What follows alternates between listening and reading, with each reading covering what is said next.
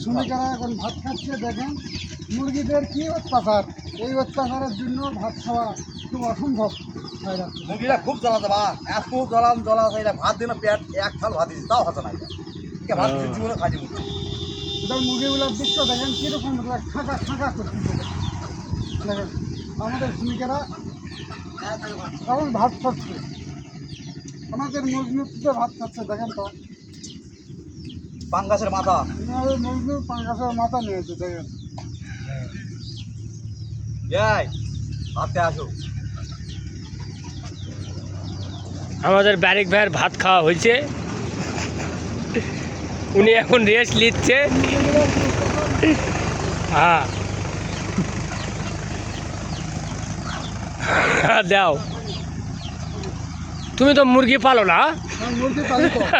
আচ্ছা, তোমার অনেকগুলা মুরগি মামা। এটা সবগুলা কার? তোমারই না কার?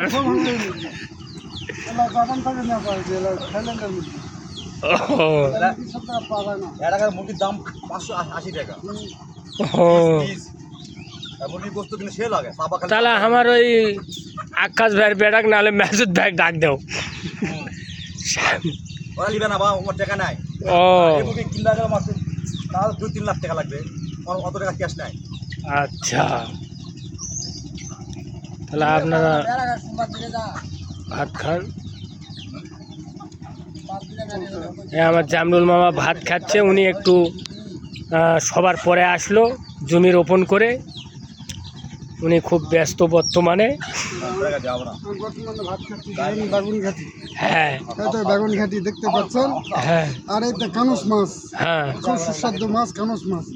আচ্ছা, বর্তমান জমির পাতার কানুস মাছ, টাটকা মাছ। হ্যাঁ এই মাছ সহজে পাওয়া যায় না, জাল দিয়ে মারা হয়েছে। হ্যাঁ ঘর পরে এলা ফ্রিজে রাখা হয়েছে, রাখার পরে এখন আস্তে আস্তে বের করে খাওয়া হচ্ছে।